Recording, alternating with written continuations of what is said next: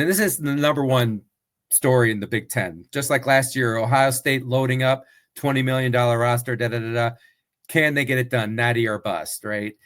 I don't know if it's that way for Penn State, but what needs to happen to Penn State to follow the Michigan and Ohio State model in which they brought all this talent back, right? They gave away a lot of money too. They're just not dumb enough to actually say what that figure is like Ohio State did. But can that parlay into a national championship? Because really at this point, that's kind of the expectations. I don't want to say it's natty or bust, but the fans expect them to, if not win it, to make it to the national championship game. So the question is, what needs to happen? So number one, Drew Aller must take the next step. So he's entering his third year as the starting quarterback.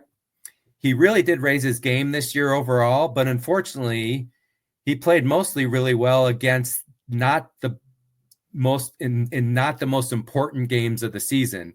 So just as an example, against Ohio State, right? At Ohio State, huge game. He went 12 for 20 passing, 146 yards, 0 TDs, and an interception. That's not going to get it done. That is not going to get it done. Oregon, he had a decent game. SMU, 13 of 22, 127 yards, 0 TDs, 0 interceptions. He had a good game against Boise, but let's look at Notre Dame, right? The national semifinal. 12 of 23, that's like 50% basically, 135 yards, 0 TDs, 1 interception at the end of the game, right? The infamous one. So across those 5 biggest games of the year, he had a 54% completion rate. He had 6 TDs and 4 interceptions. So basically he averaged a TD and an interception a game. That's just not going to cut it. He had a really good tight end, obviously, in Tyler Warren, but famously against Notre Dame, he didn't even complete a pass to a wide receiver. So that's another issue. But, he really needs to, when we say take the next step, it's not compiling a bunch of stats that add up real cool and look good on the overall stat sheet. It's in the biggest games in Columbus in November. Can he have a big game? And he needs to do that if Penn State is going to do what they want to do, which is win a national championship. Number 2, JR, the wide receivers need to step up. It's not all on Aller. Some of those stats is from the lack of receivers. It's kind of a combo. They lose Tyler Warren. Their other leading receiver, Harrison Wallace, transferred. They're picking up, and I know JR has covered this in prior podcasts, but USC wide receiver Kyron Hudson, Troy wide receiver Devontae Ross, and he has over 1,000 yards. These are good wide receivers. I just don't know if they're game breakers. So this is good, but this is still a question mark. So stepping up for the wide receivers still need to happen for Penn State. Would you say, I don't mean to interrupt you, but just quick talking point. Would you say that you think Devontae Ross and Kyron Hudson will be better options this year than Harrison Wallace and I don't even know who I'd label as their number 2. Was it Julian Fleming or Amari Kelly last year? I would say no on Julian Fleming. He pretty much blocked people. Yes, it is an upgrade, but I don't know if it's an upgrade versus Penn State's receivers from last year combined with Tyler Warren. I think a lot is gonna hinge on Luke Reynolds. You're right about that. Yeah. I know, and again, I know they've got a big time 5-star tight end. I think a tight end can make a better impact than a quarterback in year one, but a tight end still has to block and know who to block and pick up. And I don't know if I want to trust the tight end to know, the blocking scheme, right? I mean, you're a part of the offensive line when you're a tight end. So I don't want to say you can just plug in a 5-star freshman and have him even come close to what Tyler Warren can do in year one. You know what I'm saying?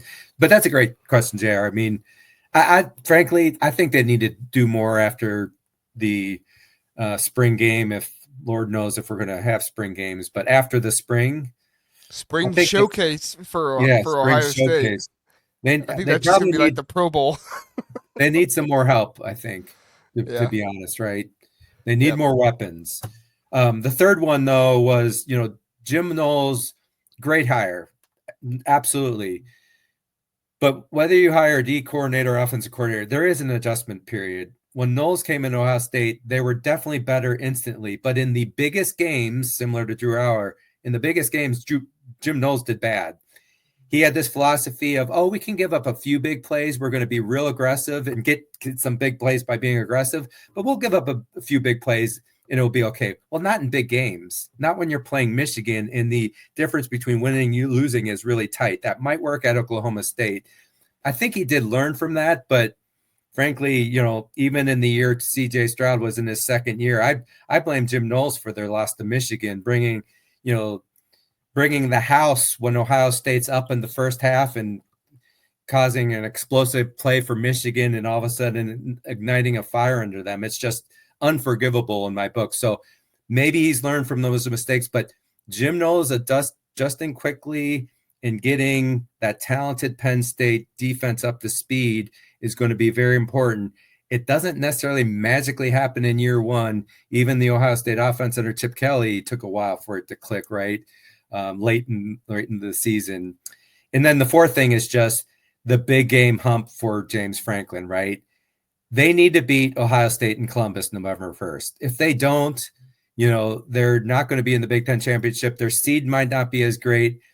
They get into I still think if they lose to Ohio State, they're still going to make the playoffs, but you're looking at a much different path potentially than if you have a higher seed. Penn State under Franklin is 1-15 versus top 5 opponents, 4-20 versus top 10 opponents. He's 4-17 versus Michigan and Ohio State. They got to win the big games, including winning in Columbus. And then finally, just being battle tested is a key thing. At first, when I saw Penn State, their schedule, their non-conference schedule, look at their toughest. They're in the blue row. Their toughest non-conferences against Nevada. Some people are like, oh, that's great. They're going to win all these games. But you want to be battle tested. But the good news is, and I do think this is good news, the fact that they're playing teams with a record of 45-36 is good. They're playing Oregon and Ohio State, which are two of the monsters. But you need that to make you tough when you're playing whoever, Texas in the playoffs or whatever.